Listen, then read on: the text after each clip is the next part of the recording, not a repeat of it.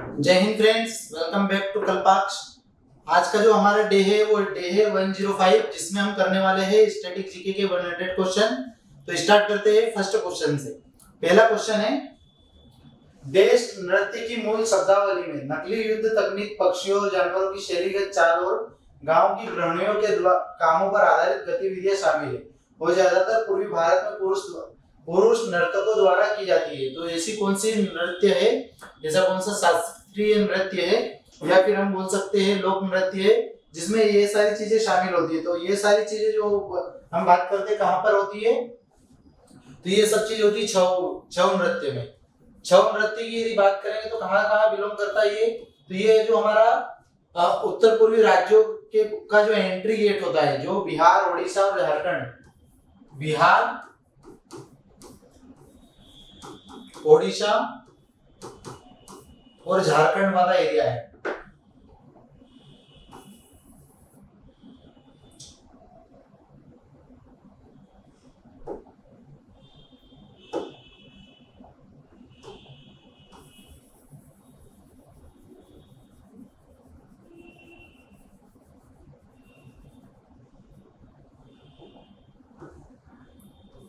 ठीक है, यहां से डायरेक्ट कर लेते हैं बिहार, ओडिशा और झारखंड। ये जो तीन राज्यों का एरिया है वहां पर बिलोंग करता है छऊ नृत्य। तो इसका जो आंसर हो जाएगा ऑप्शन नंबर सी। इसके बाद देखेंगे अगला क्वेश्चन, मुंडारी नृत्य किस भारतीय राज्य की आदिवासी समुदाय द्वारा किया जाता है। तो यदि मुंडारी नृत्य की बात करा जाए तो ये बिलोंग करता है मुंडा जनजाति से, और मुंडा जनजाति कहाँ पे बिलोंग करती है, झारखंड राज्य में। तो इसका जो आंसर हो जाएगा ऑप्शन नंबर डी, झारखंड। इसके बाद देखेंगे नेक्स्ट क्वेश्चन, निम्नलिखित में से कौन सा नृत्य रूप अरुणाचल प्रदेश की आदि जनजाति के द्वारा किया जाता है। तो ऐसा कौन सा नृत्य है जो अरुणाचल प्रदेश की जनजाति द्वारा किया जाता है। तो इसमें से जो टापू है, टापू नृत्य किया जाता है अरुणाचल प्रदेश के जो आदि जनजाति। इसके अलावा कर्मा नृत्य झारखंड से बिलोंग करता है। तो इसका जो आंसर है, इसका आंसर तो हो जाएगा टापू, और कर्मा का हमको याद रखना है झारखंड। इसके बाद चौथा जो क्वेश्चन है वो है, चाली, झुमरा और नाड़ू भंगी किस भारतीय शास्त्रीय नृत्य शैली से संबंधित है। तो ये कहाँ से शास्त्रीय नृत्य शैली से संबंधित है। और शास्त्रीय जो डांस है जिसे हम बोलते हैं क्लासिकल डांस, वो क्लासिकल डांस कहाँ का है, तो असम राज्य का है। कुचिपुड़ी कहाँ का है, तो आंध्र प्रदेश का है। कथकली कहाँ का है, तो केरल राज्य से बिलोंग करता है। तो इसका जो आंसर हो जाएगा वो तो हो जाएगा ऑप्शन नंबर बी। धिमसा लोक नृत्य निम्नलिखित किस जनजाति द्वारा किया जाता है। यदि धिमसा लोक नृत्य की बात किया है तो ये आंध्र प्रदेश से बिलोंग करता है। आंध्र प्रदेश में धिमसा जनजाति धिमसा लोक नृत्य करती है। इसके अलावा कौन सी वैली से संबंधित है, तो ये अराकू वैली है। आंध्र प्रदेश में अराकू घाटी जो होती है वहां पर धिमसा जनजाति धिमसा नृत्य करती है। इसका जो आंसर हो जाएगा ऑप्शन नंबर बी। निम्नलिखित में कौन श्रीलंका का पारंपरिक रूप है। यदि श्रीलंका के नृत्य की बात करें तो हमको सारे श्रीलंका के नृत्य याद नहीं रहेंगे, इसलिए हम वो नृत्य चाट लेते जो हमको याद है।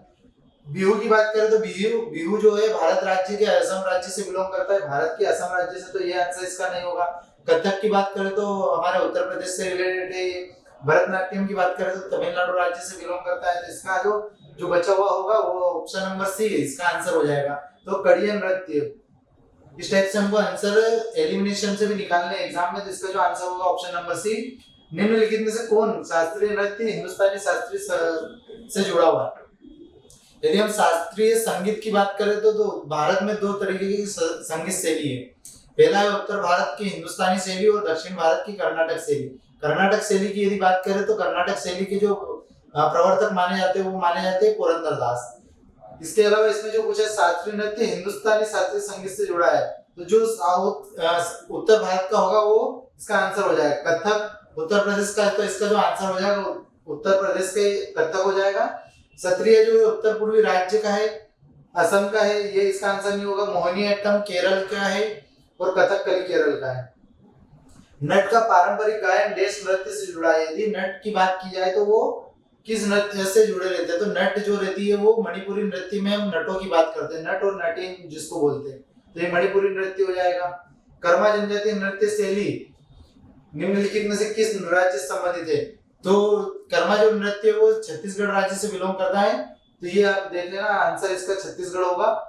इसके बाद देखेंगे लाहो किस राज्य का नृत्य है, तो लाहो की यदि बात करेंगे तो लाहो गारो खासी जयंतिया जो जहाँ पर बिलोंग करती है, जो पहाड़ियां रहती है, जनजाति रहती है, वहां से बिलोंग करता है, तो मेघालय इसका आंसर हो जाएगा ऑप्शन नंबर सी। इसके बाद देखेंगे पद्म श्री पुरस्कार विजेता 2016 गुलाबो सपेरा को किस नृत्य की रानी के रूप में जाना जाता है, तो जो गुलाबो सपेरा, सपेरा मतलब सपेरा जनजाति, सपेरा जनजाति कौन सा नृत्य करती है, तो राजस्थान में, हो तो राजस्थान में जो दक्षिणी भाग है इस तरीके की जो एरिया है वहां पर सपेरा जनजाति जो नृत्य करती है वो कालबेलिया नृत्य करती है, तो इसका जो आंसर हो जाएगा ऑप्शन नंबर सी। इसके अलावा भवई गुजरात और राजस्थान दोनों में किया जाता है। चरी नृत्य की बात करेंगे तो राजस्थान में किया जाता है, और इसके अलावा कच्ची घोड़ी, तो ये हिमाचल प्रदेश से रिलेटेड हिमाचल प्रदेश से रिलेटेड है, इसका जो आंसर होगा ऑप्शन नंबर सी। इसके बाद देखेंगे निम्नलिखित में से कौन सी भारतीय शास्त्रीय नर्तक है जो भरतनाट्यम ओडिशा नृत्य शैली दोनों में निपुण है। यदि ओडिशा और भरतनाट्यम दोनों की बात करें तो कौन सी ऐसी व्यक्ति है, वो सोनल मानसिंह है। सोनल मानसिंह दोनों ओडिशा नृत्य से भी बिलोंग करते हैं और भरतनाट्यम से भी। देवा प्रसाद दास, पंकज चरण दास और गंगाधर प्रधान निम्नलिखित में से किस नृत्य शैली से जुड़े हुए हैं, तो वो जो हम जिसके लास्ट में जो ये तो दास है, जो देवा प्रसाद दास, पंकज चरण दास और गंगाधर प्रधान, ये ओडिसी नृत्य से बिलोंग करते हैं। इनमें से सबसे इंपॉर्टेंट ओडिसी नृत्य वाले हैं केलुचरण महापात्रा जी, तो उनका नाम भी हमको याद रखेंगे। इसके अलावा इसका जो आंसर हो जाएगा ओडिसी। भानु जी कथक के निम्नलिखित में से किस घराने से जुड़े हुए? भानु जी की यदि बात करेंगे तो कौन से घराने से जुड़े? कथक के जयपुर घराने से। कथक के कितने घराने हैं? मूल रूप से 3 घराने होते हैं, जयपुर घराना, लखनऊ घराना और बनारस घराना। इसके अलावा जो सबसे नवीनतम घराना है उसका नाम है रायगढ़ घराना। इसमें जो जयपुर घराने से बिलोंग करते हैं भानु जी है। भारतीय इतिहास में पहली महिला शास्त्रीय नृत्यांगना कौन है? भारतीय संसद के ऊपरी सदन राज्यसभा में रूप में राज्यसभा के सदस्य के रूप में नामित किया गया था। तो आपको पता है कि राज्यसभा जो ऊपरी सदन होता है उसमें 12 व्यक्तियों का नॉमिनेशन किया जाता है राष्ट्रपति के द्वारा। उसमें से जो पहली नृत्यांगना थी उनका नाम है रुक्मणी देव अरुंडल। इनको सबसे पहले मतलब नामित किया गया था। ये कौन है? नृत्यांगना की श्रेणी में सबसे पहली है। इसके अलावा यदि महिलाओं की श्रेणी में सबसे पहले देखेंगे तो नरगिस दत्त है। इसके अलावा निम्नलिखित में से किस संगीत निर्देशक, संगीत म्यूजिक डायरेक्टर को मद्रास का मोजार्ट कहा जाता है? यदि मद्रास का मोजार्ट की बात करें तो ए.आर. रहमान जी को किया जाता है, जिनको नोबेल ऑस्कर पुरस्कार भी मिल चुका है। मद्रास का मोजार्ट किसे कहा जाता है? ए.आर. रहमान को। रोहिणी भाटी, पंडित मुन्नालाल शुक्ला, कुमुदनी लेखिया और उमा शर्मा निम्नलिखित में किस शास्त्रीय नृत्य शैली के प्रसिद्ध प्रतिपादक है? तो ये सभी कौन है? कथक नृत्यांगना है। तो हमको जो भी नृत्य करने वाले व्यक्ति है इंपॉर्टेंट उनको याद रखना है। तो इसका आंसर तो हो गया ऑप्शन नंबर सी कथक। 4 नटुवनार अर्थात पोन्नैया वेणुगोपाल, शिवानंदम और चेन्नई जो तंजौर बंधु के नाम से प्रसिद्ध है, आधुनिक दिन में किसका आकार दिया? तो ये सारे जो 4 व्यक्ति है, जिसे हम ऐसे तो 3 व्यक्ति है जिसे हम त्रिमूर्ति कहते हैं। इसके अलावा ये 4 व्यक्ति सब भरतनाट्यम को प्रसिद्ध करने में इन्होंने भूमिका निभाई है। तो इसका जो आंसर हो जाएगा भरतनाट्यम को आकार दिया।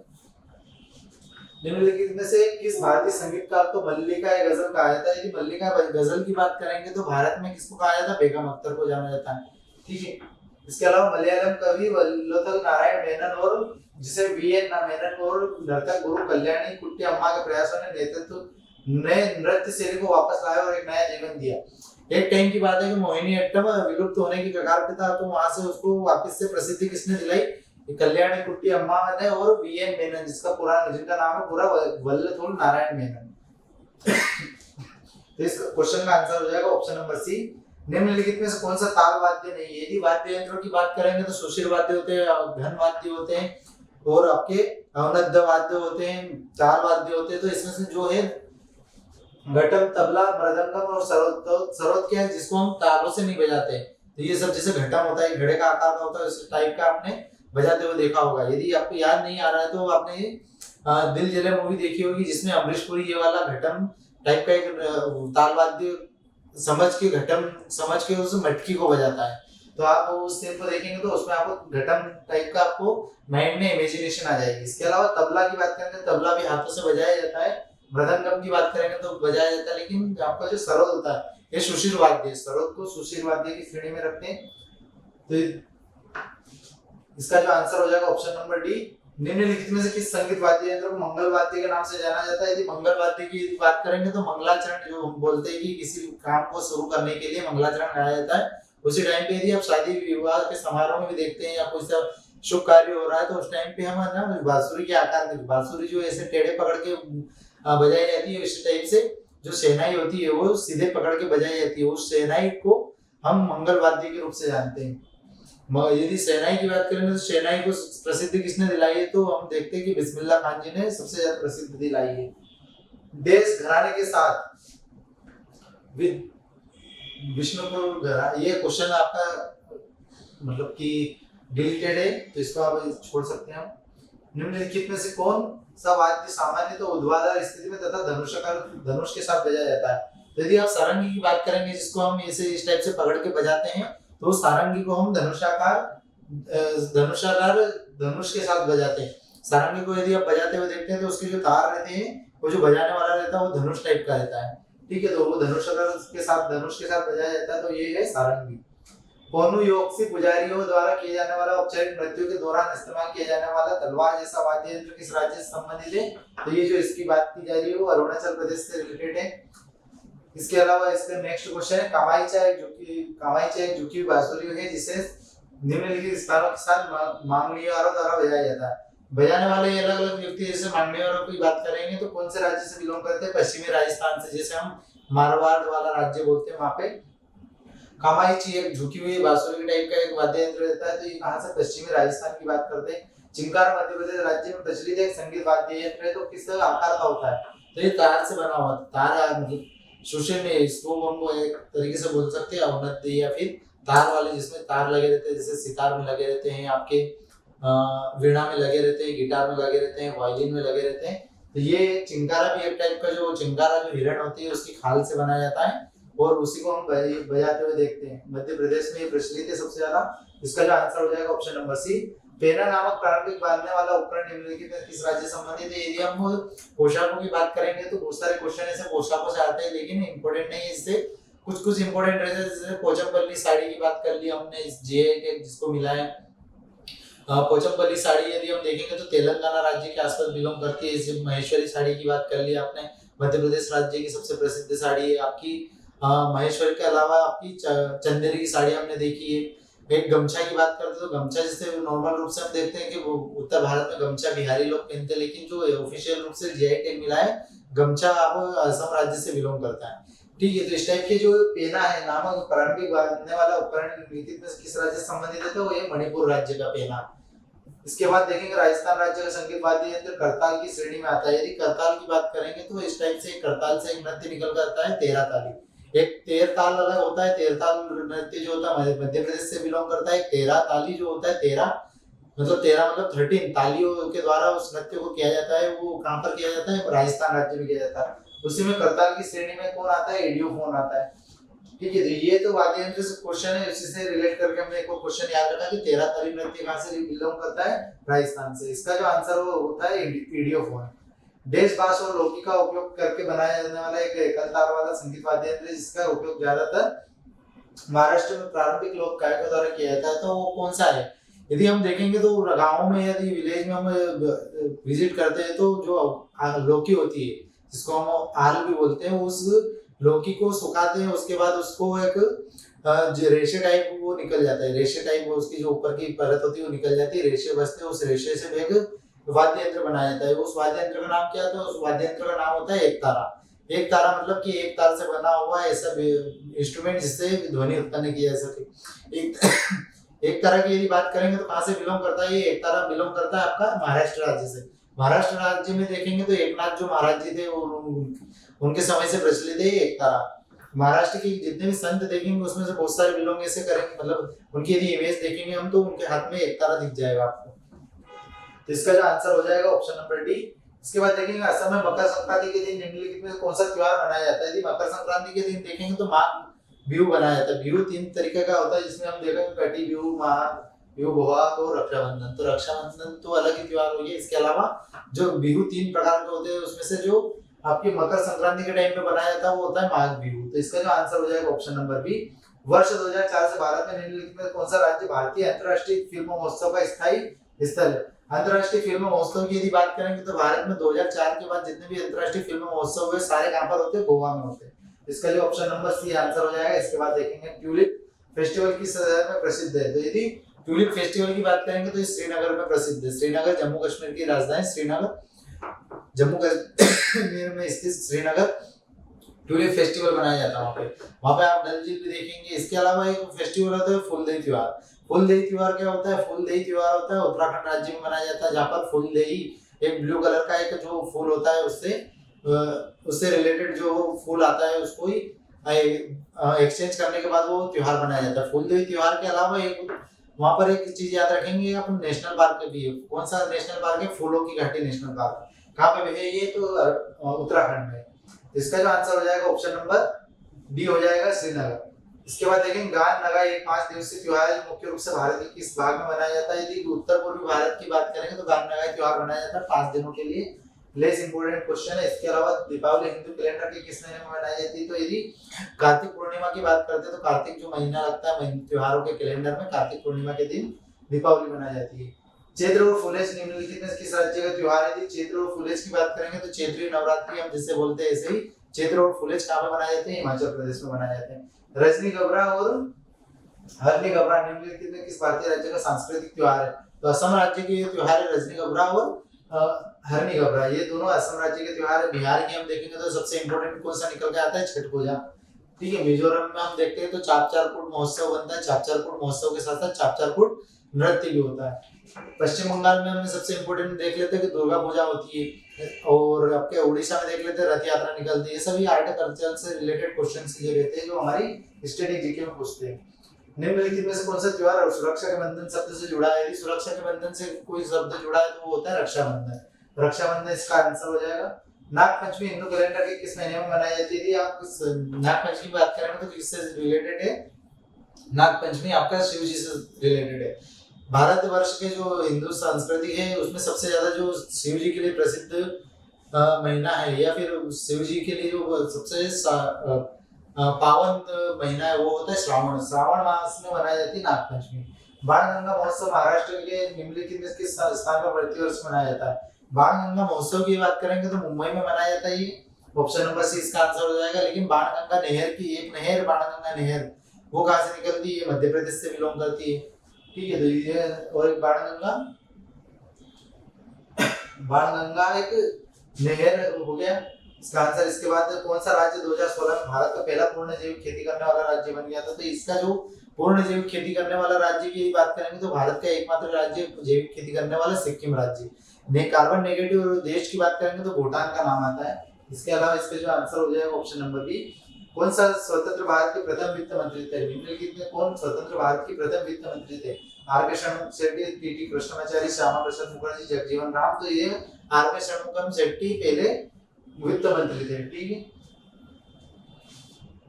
निम्नलिखित में कौन भारत रत्न पुरस्कार प्राप्त करने वाले पहले भारतीय थे? तो चंद्रशेखर वेंकट रमन, भारत के जो पहले वैज्ञानिक थे जो भारत रत्न से सम्मानित हुए, चंद्रशेखर वेंकट रमन। किस देश ने पहला कृत्रिम उपग्रह स्पुतनिक 1 लॉन्च किया था? तो कौन से हैं? यूएसएसआर की बात करते हैं तो यूएसएसआर को आज हम किससे नाम से जानते हैं? रशिया से।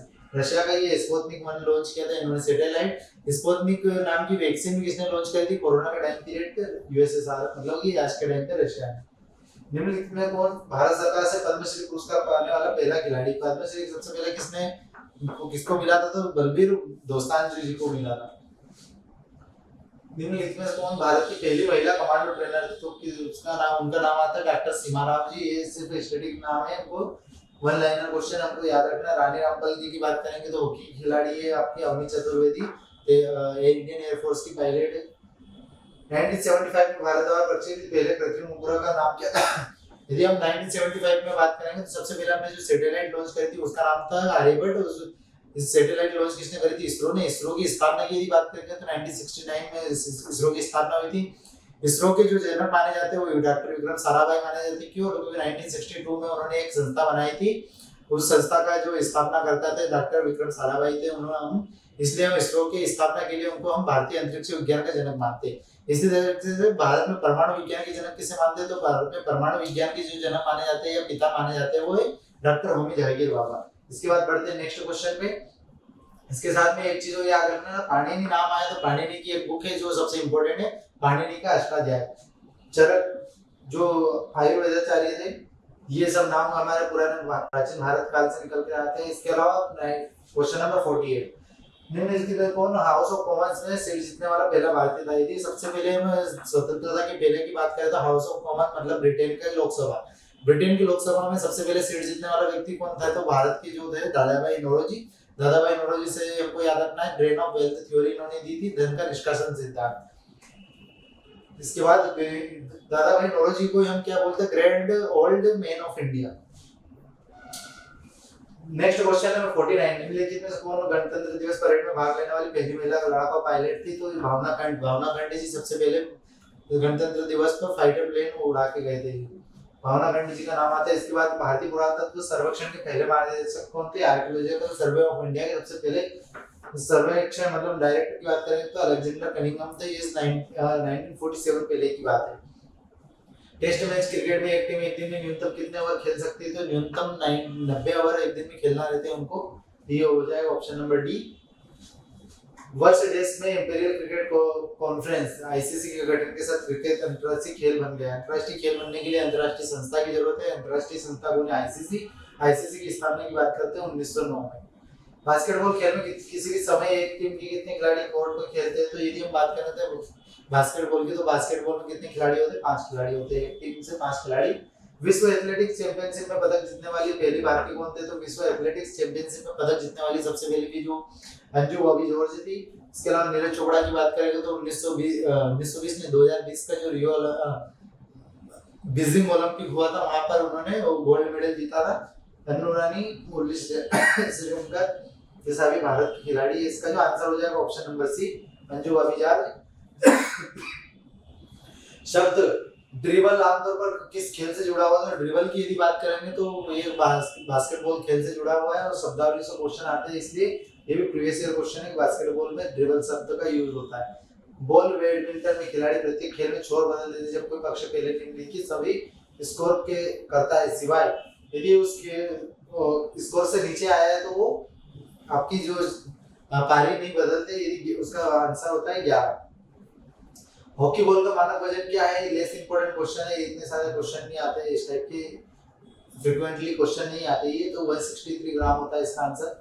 बैडमिंटन की खेल में गेंद का रंग होना चाहिए, नॉर्मल चीज है कि बैडमिंटन की खेल में पहली बार तो बैडमिंटन की खेल में जो गेंद का रंग होना चाहिए पीला, बोला गेंद होती नहीं है उसमें, ठीक है, तो इसका जो आंसर हो जाएगा पीला हो जाएगा। पुरुष के लिए हैंडबॉल में गेंद का वजन कितना होता है, ये 425 से 75 ग्राम, 475 ग्राम इसका आंसर होता है।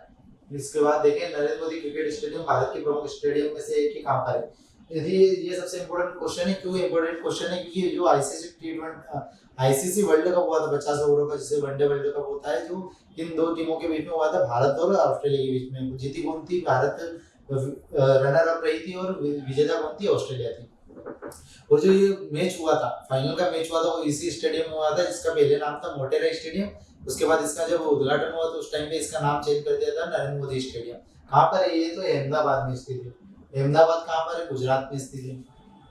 निम्नलिखित में किसने पुलिस उपन्यास लिखा है जो अमानवीयता के कारण उत्पन्न सामाजिक दुख पर केंद्रित था। ऐसे मुल्कराज आनंद व्यक्ति ऐसे जिन्होंने बहुत सारे उपन्यास टाइप के लिखे हैं, जैसे मुल्कराज आनंद ने कुली लिखा है, इस टाइप से आप देखेंगे। आर.के. नारायण जी का मालगुडी डेज देखते हैं, उसमें सामान्य ग्रामीण परिस्थितियों के बारे में लिखा जाता है। मुंशी प्रेमचंद जी का उपन्यास देखते हैं, गोदान गबन उसकी रात, इस टाइप के।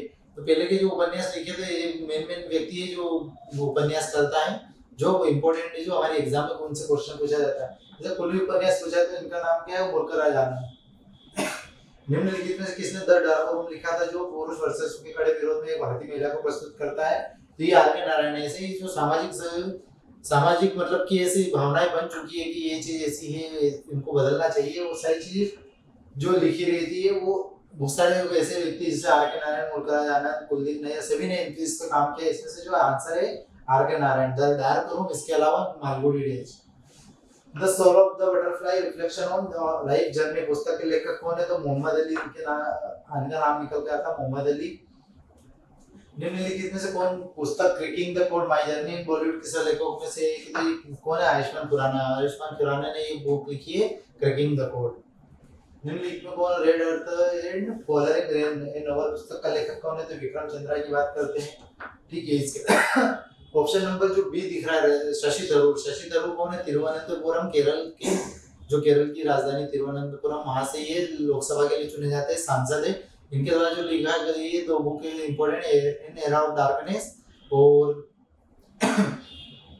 इन एरा ऑफ डार्कनेस इन्होंने लिखी है। इसके अलावा एक बुक मुझे याद नहीं आ रहा नाम, इंपॉर्टेंट दो बुक है इनकी, उसमें से एक है शशि थरूर जी की इन एरा ऑफ डार्कनेस। इस क्वेश्चन का जो आंसर है वो विक्रम चंद्रा इनके द्वारा लिखी गई red earth and following rain ये नॉवल। इसकी आत्मकथा का शीर्षक born again on the mountain है, story of lose everything at the fight it back. इसी है अरुणा मसीना की जो कहानी है वो सबसे ज्यादा हमको बेचैन करने के साथ साथ सबसे ज्यादा हमारे लिए प्रेरणादायक इसलिए क्योंकि जब ये ट्रेन से यात्रा कर रहे थे तो कुछ गुंडों ने इनको ट्रेन से फेंक दिया था, जिससे इनके दोनों पैर कट चुके थे या फिर घायल हो चुके थे। उसके बाद इन्होंने माउंट एवरेस्ट को फतह किया था। माउंट एवरेस्ट को फतह करने के बाद इन्होंने एक बुक लिखी थी। उस बुक का इनकी जो ऑटोबायोग्राफी लिखी थी उस बुक की शीर्षक का नाम है born again on the mountain, story of lose everything and fight it back. तो अरुणा मसीना इसका जो आंसर हो जाएगा। बचेंद्री पाल कौन है? बचेंद्री पाल भारत में सबसे पहले माउंट एवरेस्ट को फतह करने वाली महिला थी। निम्नलिखित में कौन सीता है illustrated retelling of the Ramayana पुस्तक का लेखक कौन है? देवदत्त पटनायक भारत में ऐसे जो माइथोलॉजी की जितनी भी बुक्स लिखे थे उसमें से कुछ नाम ऐसे जो उनके द्वारा लिखी जाती है, जैसे देवदत्त पटनायक ने बहुत सारी माइथोलॉजिकल बुक्स लिखी है, सीता लिखी है, शिव लिखी है, रुद्र लिखी है। जैसे अमीश त्रिपाठी जी ने बहुत सारी लिखी है। रोमांटिक कहानियों के लिए दुर्जय दत्ता जाने जाते हैं। दुर्जय दत्ता उनकी जो बुक्स का शीर्षक है जैसे द बॉयफ्रेंड, लास्ट बॉयफ्रेंड, इस टाइप की बुक्स जो लिखते दुर्जय दत्ता लिखते हैं। देवदत्त पटनायक, अमीश त्रिपाठी ये दो व्यक्ति है जो फेमस है माइथोलॉजिकल बुक्स लिखने के। किस अफ्रीकी नेता ने आत्मकथा लॉन्ग वॉक टू फ्रीडम लिखी? लॉन्ग वॉक टू फ्रीडम जो बुक लिखी गई वो नेल्सन मंडेला जी द्वारा लिखी गई। जो नेल्सन मंडेला जी सबसे पहले भारत रत्न पाने वाले विदेशी व्यक्ति थे। इसके अलावा नेल्सन मंडेला जी को दक्षिण अफ्रीका का गांधी भी कहते हैं, इसलिए इसका जो आंसर हो जाएगा ऑप्शन नंबर बी हो जाएगा, नेल्सन मंडेला। निम्नलिखित में कौन प्रसिद्ध क्रिकेटर सौरव गांगुली की आत्मकथा है? Short and history the dream level of revolution a century is not enough for memories of my life and times. तो ये सेंचुरी इज नॉट इनफ मतलब कि शतक काफी नहीं है, तो ये ऑप्शन नंबर सी इसका आंसर हो जाएगा, क्रिकेटर सौरव गांगुली की आत्मकथा।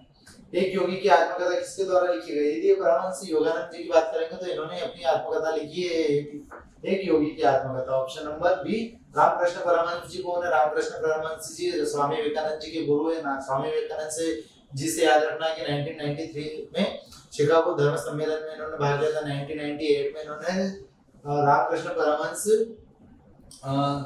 इन्होंने जो सोसाइटी स्टार्ट की थी रामकृष्ण मिशन, अपने गुरु के नाम पे रामकृष्ण मिशन की स्थापना की थी। तो ये दोनों चीज हमको याद रखना। स्वामी दयानंद सरस्वती जी कौन है? स्वामी दयानंद सरस्वती ने 1875 मतलब नया जो कांग्रेस के जो स्थापना हुई थी 1885 के, उसके 10 साल पहले 1875 में आर्य समाज की स्थापना की थी। तो वेदों की ओर लोटो का नारा किसने दिया था? स्वामी दयानंद सरस्वती जी ने दिया था। तो इसका जो इनका जो आंसर हो जाएगा एक योगी की आत्मकथा, ऑप्शन नंबर बी। निम्नलिखित में से भारत का तोता का नाम इससे ज्यादा है? तोता ही है हिंदी या भारत का तोता किसे कहते हैं? अमीर खुसरो के कहते हैं। ऑप्शन नंबर ए हो जाएगा। स्वर कोकिला जी किसे कहते हैं? स्वर कोकिला लता मंगेशकर जी को कहते हैं। पंडित रविशंकर ग्रैमी पुरस्कार पाने वाले सबसे पहले जो सितार वादक है रविशंकर जी, सितार वादक, इनको सबसे पहले ग्रैमी पुरस्कार विजेता है। कालिदास कौन है? जिसे हम भारत का शेक्सपियर के नाम से जानते हैं। अभिज्ञान शकुंतलम और मेघदूत ऋतु संवार और इनकी जो 3 रचनाएं सबसे इंपॉर्टेंट है। तो इसका जो आंसर हो जाएगा वो तो हो जाएगा अमीर खुसरो। इसके बाद देखेंगे कौन एक सफल भारतीय व्यवसायी था और रिलायंस इंडस्ट्री का संस्थापक था। तो धीरूभाई अंबानी को रिलायंस इंडस्ट्री का संस्थापक माना जाता है और जमशेदजी टाटा जी को टाटा ग्रुप का टाटा जो कंपनी है उसका संस्थापक माना जाता है। भारत का मिसाइल मैन ऑफ इंडिया किसे कहा जाता है? अब्दुल कलाम जी की यदि बात करते हैं, डॉक्टर एपीजे अब्दुल कलाम जी जो भारत के 11वें राष्ट्रपति है, मिसाइल मैन ऑफ इंडिया के नाम से जाना जाता है। इनके द्वारा जो 5 मिसाइल लॉन्च की गई थी जिसे हम जानते हैं पृथ्वी, अग्नि, त्रिशूल, नाग और अस्त्र। ठीक है, तो इसका जो आंसर हो जाएगा option number C, APJ Abdul Kalam. CV Raman, Raman effect देने वाले, विक्रम साराभाई अंतरिक्ष विज्ञान के जनक, होमी जागीर बाबा परमाणु विज्ञान के जनक है भारत के। तो ये इसका जो आंसर हो जाएगा ऑप्शन नंबर सी। बड़े गुलाम अली खान किस घर के संस्थापक या प्रमुख गायक थे? तो ये आपके पटियाला घराना, बड़े गुलाम अली जी पटियाला घराना से बिलोंग करते हैं। किस भारतीय क्रिकेटर को लिटिल मास्टर के नाम से जाना था? तो लिटिल मास्टर के नाम से जाना था सुनील गावस्कर को। मास्टर ब्लास्टर के नाम से कौन किसे जाना था? मास्टर ब्लास्टर के नाम से जाना जाता है सचिन तेंदुलकर को। Sunil Gavaskar little master, Virat Kohli, Umesh Yadav, Kapil Dev. दादा भाई नौरोजी क्या थे? तो वो सबसे पहले व्यापारी थे। दादा भाई नौरोजी कौन थे? व्यापारी थे। उसके बाद उन्होंने स्वतंत्रता संग्राम में भाग लिया था, तो इन्हें हम great old man of India कहते हैं। निम्नलिखित में से भांगड़ा संगीत के कारण भंगड़ा का राजकुमार कहा जाता है? तो कौन है व्यक्ति है? तो सुखबीर सिंह जी है, जिनका नाम हम भंगड़ा के राजकुमार के नाम से जानते हैं। चंडीगढ़ को नेक्स्ट क्वेश्चन, चंडीगढ़ में ओपन हैंड स्मारक देश द्वारा डिजाइन किया गया था? तो की कॉर्बूसियर व्यक्ति है जिन्होंने चंडीगढ़ में ओपन हैंड स्मारक डिजाइन किया था। निम्नलिखित में से 1978 में भारत के प्रधानमंत्री कौन था? जिससे प्रधानमंत्रियों की बात करेंगे तो सबसे पहले प्रधानमंत्री भारत के जवाहरलाल नेहरू थे। जो सबसे लंबे टाइम तक प्रधानमंत्री रहने वाले व्यक्ति पंडित जवाहरलाल नेहरू। इसके अलावा 1978 का जो टाइम पीरियड है उस टाइम पे मोरारजी देसाई है जो भारत के प्रधानमंत्री थे। प्रख्यात संगीतकार इलैया राजा मुख्य रूप से निम्नलिखित किस भाषा की फिल्म से जुड़े हैं? इलैया राजा की यदि बात करेंगे तो तमिल फिल्म इंडस्ट्री से जुड़े हुए हैं ये। ऑप्शन नंबर डी इसका आंसर हो जाएगा। भारत में राष्ट्रीय सांख्यिकी दिवस की यदि बात करेंगे तो कब मनाया जाता है? राष्ट्रीय सांख्यिकी दिवस मनाया जाता है 29 जून को मनाया था। 29 जून और 29 जुलाई को क्या मनाया जाता है? टाइगर डे मनाया था, विश्व भारतीय बाघ दिवस। प्रख्यात संगीतकार इलैया राजा डेस्ट क्वेश्चन रिटर्न नहीं। अंतर्राष्ट्रीय महिला दिवस किस दिन मनाया जाता है? अंतर्राष्ट्रीय महिला दिवस की यदि बात करेंगे तो 8 मार्च को अंतर्राष्ट्रीय महिला दिवस मनाया जाता है। इसके बाद विश्व पर्यावरण दिवस हर साल कब मनाया जाता है? विश्व पर्यावरण दिवस हर साल जब मनाने की बात करते हैं तो 5 जून को ये मनाया जाता है। 29 अगस्त में इसमें जो है ओजोन परत के संरक्षण के लिए यदि बात करेंगे तो डे किस दिन मनाया जाता है? 16 सितंबर के दिन मनाया जाता है। तो ऑप्शन नंबर सी इसका आंसर हो जाएगा। विश्व भर में हिरोशिमा दिवस किस महीने मनाया जाता है? हिरोशिमा की जो डेट है वो अगस्त में आती है। और हिरोशिमा क्यों? क्योंकि हिरोशिमा नागासाकी पे जो सेकेंड वर्ल्ड वॉर के टाइम पे जापान का हिरोशिमा नागासाकी क्षेत्र है वहां पर परमाणु बम गिराए गए थे यूएसए के द्वारा, तो उसी की याद में जो मनाया जाता है अगस्त में मनाया जाता है ये। विश्व शरणार्थी दिवस हर साल किस दिन मनाया जाता है? तो विश्व शरणार्थी दिवस की यदि बात करेंगे तो 20 जून को मनाया जाता है ये। ऑप्शन नंबर ए इसका आंसर हो जाएगा। स्वामी विवेकानंद की पुण्यतिथि किस दिन मनाई जाती है? तो स्वामी विवेकानंद की पुण्यतिथि की बात करें तो 1 जुलाई को मनाई जाती है। ये लेस इंपॉर्टेंट क्वेश्चन है। इंपॉर्टेंट क्वेश्चन है हमारा योग दिवस। 21 जून को मनाया जाता है योग दिवस। और 12 जनवरी को मनाया जाता है युवा दिवस। तो भारत का युवा दिवस जो मनाया जाता है वो स्वामी विवेकानंद जी की मतलब याद में मनाया जाता है। इससे इंपॉर्टेंट क्वेश्चन होता है 12 जनवरी। विश्व स्वास्थ्य संगठन का संविधान कब लागू हुआ था? विश्व स्वास्थ्य संगठन मतलब WHO 1948 के समथिंग इसकी स्थापना हुई थी, जिस दिन से हम हर साल विश्व स्वास्थ्य दिवस मनाया जाता है। तो 7 अप्रैल 1948 को ये जो 7 अप्रैल 1948 को इसकी स्थापना हुई थी, उसी दिन इसका संविधान लागू हुआ था। WHO किसकी संस्था है? यूएनओ की संस्था है। भारत में दूसरे अंतर्राष्ट्रीय योग दिवस को मनाने के लिए कौन सी थीम तय की थी? ये इंपॉर्टेंट क्वेश्चन है क्योंकि उसके बाद से 2015 के बाद से काफी थीम्स आ चुकी है। एक भारतीय संगीतकार का सम्मान, इसका आंसर आप देख सकते हो, सतत विकास बच्चों की प्राप्ति के लिए योग। ऑप्शन नंबर इसका आंसर हो जाएगा। एक भारतीय संगीतकार के सम्मान में अमेरिका राज्य मैसाचुसेट्स से 1984 में 20 अप्रैल को डेज के रूप में घोषित किया था। किस व्यक्ति के नाम पे जो अमेरिका में डे घोषित किया था वो है अमजद अली खान जी। अमजद अली खान कौन है? सरहद वादक है। विवेकानंद रॉक मेमोरियल कहाँ स्थित है? और विवेकानंद रॉक मेमोरियल की बात करेंगे तो कन्याकुमारी में स्थित है।